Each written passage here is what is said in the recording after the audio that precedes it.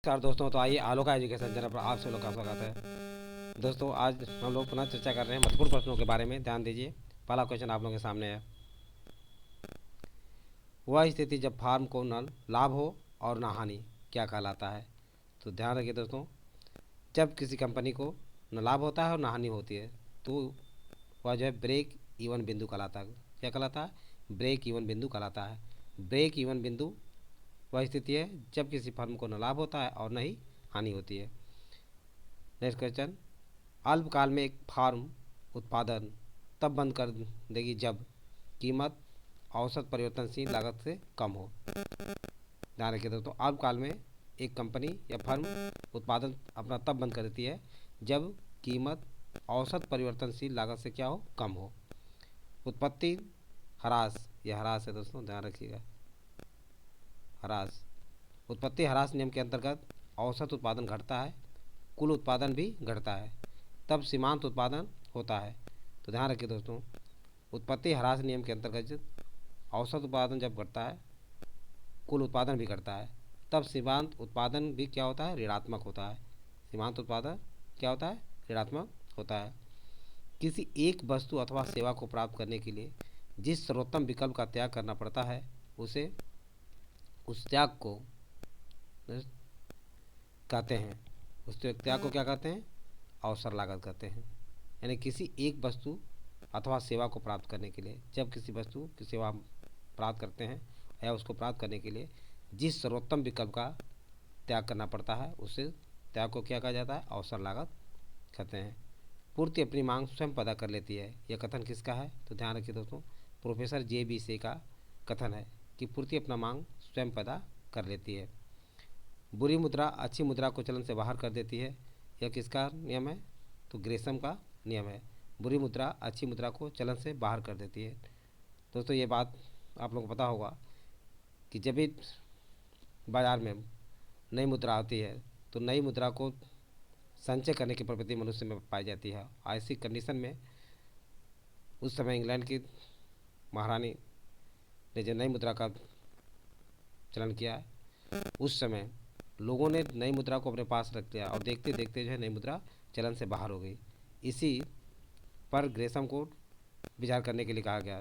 तो ग्रेसम ने बहुत अध्ययन करने के बाद जो है पाया कि बुरी मुद्रा में अच्छी मुद्रा को चलन से बाहर कर देने की क्षमता होती है। तो आप लोगों को समझ में आ गया होगा। नेक्स्ट, मुद्रा जो मानव जाति के लिए अनेक वरदानों का स्रोत है, यदि नियंत्रित न किया जाए तो विपत्ति और विभ्रम का स्रोत बन जाती है। यह कथन किस अर्थशास्त्री का? तो दोस्तों डी एच रॉबर्टसन का मानना था कि का कहना था कि मुद्रा जो मानव जाति के लिए अनेक वरदानों का स्रोत है।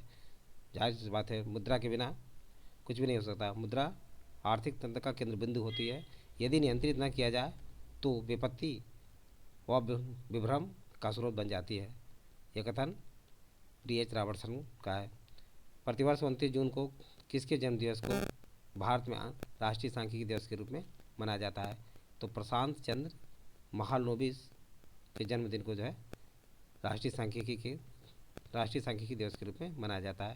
ध्यान रखिए दोस्तों, राष्ट्रीय सांख्यिकी दिवस कब मनाया जाता है? 29 जून को मनाया जाता है। किसके जन्मदिन पर? प्रशांत चंद्र महालनोबिस के जन्मदिन पर। नेक्स्ट, मुजफ्फरपुर में किंग्स फोर्ड की हत्या का प्रयास कब किया गया था? तो ध्यान रखिए दोस्तों, 1908 ईस्वी में मुजफ्फरपुर में किंग्स फोर्ड की हत्या का प्रयास किया गया था। अनुशीलन समिति का संस्थापक कौन था? तो अनुशीलन समिति का संस्थापक दोस्तों प्रथम नाथ मिश्रा थे। इन्हें पी मित्रा भी कहा जाता है, पी मित्रा के नाम से भी जाना जाता है। गोरखपुर जेल में किस क्रांतिकारी को फांसी दी गई थी? तो ध्यान रखिए दोस्तों, राम प्रसाद बिस्मिल को गोरखपुर जेल में फांसी दी गई थी। 1925 ईस्वी में 9 अगस्त 1925 ईस्वी में काकोरी कांड में राम प्रसाद बिस्मिल शामिल थे और इसी कांड के कारण जो है राम प्रसाद बिस्मिल को कहाँ पे फांसी दी गई? गोरखपुर जेल में फांसी दी गई थी। लाहौर केस के तहत भगत सिंह, राजगुरु, सुखदेव को किस दिन फांसी दी गई थी? तो ध्यान रखिए दोस्तों, 23 मार्च 1931 को लाहौर केस के तहत भगत सिंह, राजगुरु तथा सुखदेव को फांसी दी गई थी। प्रश्न ये भी उठता है कि किस केस के तहत जो है 23 मार्च 1931 को भगत सिंह, राजगुरु तथा सुखदेव को फांसी दी गई थी? तो लाहौर केस के तहत। लाहौर केस के तहत 23 मार्च 1931 को किन क्रांतिकारियों को फांसी दी गई थी? तो राजगुरु, सुखदेव और भगत सिंह को फांसी दी गई थी। नेक्स्ट, हिंदुस्तान रिपब्लिकन एसोसिएशन की स्थापना किस वर्ष की गई थी? तो ध्यान रखिए दोस्तों, वर्ष 1924 ईस्वी में हिंदुस्तान रिपब्लिकन एसोसिएशन की स्थापना की गई थी और ये कानपुर में की गई थी। कहाँ पे? कानपुर में की गई थी। वर्ष 1928 में चंद्रशेखर आज़ाद द्वारा हिंदुस्तान सोशलिस्ट रिपब्लिकन एसोसिएशन की स्थापना कहाँ की गई थी? तो ये दिल्ली में की गई थी। ये दो चीज़ें ध्यान रखें। 1924 में हिंदुस्तान रिपब्लिकन एसोसिएशन की स्थापना की गई थी और कहाँ पे की गई थी? कानपुर में। लेकिन 1928 में चंद्रशेखर आज़ाद के द्वारा हिंदुस्तान सोशलिस्ट, इसमें क्या जोड़ दिया? हिंदुस्तान सोशलिस्ट रिपब्लिकन एसोसिएशन की स्थापना ये दिल्ली में की गई थी। मित्र मेला संघ की स्थापना किसने की थी? तो विनायक दामोदर सावरकर ने की थी। इन्हें अभिनव भारत का गठन भी किया। विनायक यानी वीडी सावरकर ने अभिनव भारत का गठन भी किया था। नेक्स्ट,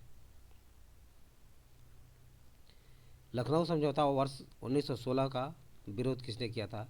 तो ध्यान रखिए दोस्तों, लखनऊ समझौता 1916 में कांग्रेस और मुस्लिम लीग एक साथ आई थी और इसमें विरोध करने वाले मदन मोहन मालवीय थे। यानी लखनऊ समझौता वर्ष 1916 का विरोध किसने किया था? मदन मोहन मालवीय ने। कांग्रेस का अधिवेशन 1916 का कहाँ हुआ था? लखनऊ में हुआ था। आगे देखिए, वह महिला क्रांतिकारी जिसने दीक्षांत समारोह में अपनी उपाधि ग्रहण करते समय अंग्रेज गवर्नर पर गोली चलाई थी? तो ये बीना दास कलकत्ता की रहने वाली थी और उन्होंने ये महिला क्रांतिकारी ने अपने दीक्षांत समारोह में उपाधि ग्रहण करते समय अंग्रेज गवर्नर पर गोली चलाई थी। चटगांव शस्त्रागार पर धावा किसने बोला था? तो सूर्यसेन ने चटगांव शस्त्रागार पर धावा बोला था। नेक्स्ट,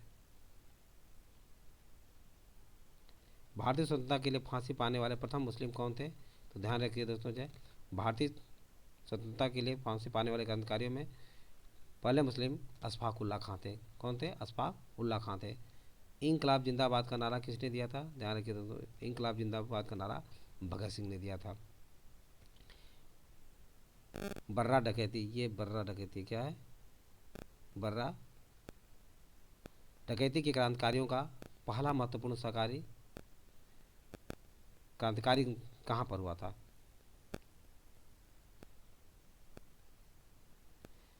यानी बर्रा डकैती के क्रांतिकारियों का पहला महत्वपूर्ण साहसिक कार्य कहाँ पर हुआ था?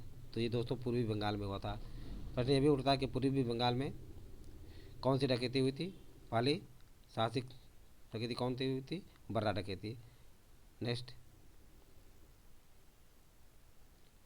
अलीपुर षड्यंत्र मामले में अरविंद घोष का बचाव किसने किया था? तो ध्यान रखिए दोस्तों, अलीपुर षड्यंत्र केस में अरविंद घोष का बचाव चित्तरंजन दास ने किया था। चित्तरंजन दास ने किस षड्यंत्र में अरविंद घोष का बचाव किया था? तो अलीपुर षड्यंत्र में मामले में अरविंद घोष का बचाव किया था। चित्तरंजन दास ने अलीपुर षड्यंत्र मामले में किस व्यक्ति का बचाव किया था? तो अरविंद घोष का बचाव किया था। बंगाल में किस क्रांतिकारी के क्रियाकलापों ने अनुशीलन समिति नामक एक गुप्त क्रांतिकारी संगठन को जन्म दिया था? तो ध्यान रखिए दोस्तों, बरिंद्र कुमार घोष। बरिंद्र कुमार घोष के द्वारा अनुशीलन समिति नामक एक गुप्त क्रांतिकारी संगठन को जन्म दिया गया था और कहाँ पे? ये बंगाल में। जतिन दास को किस केस में बंदी बनाया गया था? तो ध्यान रखिए दोस्तों, जतिन दास को लाहौर षड्यंत्र केस में बंदी बनाया गया था और इसी केस के कारण जो है इन्होंने 63 दिन तक भूख हड़ताल किया। सोचिए, इस महान क्रांतिकारी ने अपने जीवन में 63 दिन का भूख दिन तक बिना खाए पिए इन्होंने ब्रिटिश सेना के सामने भूख हड़ताल रखी और 63वें दिन इनकी मृत्यु हुई। तो प्रश्न ये उठता है कि इनको जो है किस केस में जो है बंदी बनाया गया था? तो लाहौर षड्यंत्र केस में। और लाहौर षड्यंत्र केस के कारण जो है 63 दिन तक इन्होंने भूख हड़ताल रखा और उसी में इन्होंने भूख हड़ताल के समय ही अपने को भारत माता को के लिए समर्पित कर दिए। नेक्स्ट, जिया तरंग आंदोलन को किसने आरंभ किया था तथा उन्होंने ब्रिटिश राज्य के विरुद्ध नागाओं को संगठित किया था? तो रानी गाड़ी नल्लू। रानी गाड़ी नल्लू रानी गाड़ी नल्लू ने रानी गाड़ी नल्लू ने किस आंदोलन को आरम्भ किया था? तो जिया तरंग आंदोलन को शुरुआत किया था। और कहाँ पे किया था? नागाओं को संगठित किया था, नागालैंड में। और किसके विरुद्ध? ब्रिटिश राज्य के विरुद्ध उन्होंने आंदोलन शुरू किया था। तो दोस्तों आप लोग समझ में आ गया होगा। यदि वीडियो अच्छा लगा हो तो इसे सब्सक्राइब और लाइक अवश्य करें तथा अपने सगे समझे दोस्तों को शेयर करना ना भूलें। थैंक यू दोस्त, नेक्स्ट वीडियो मिलेंगे।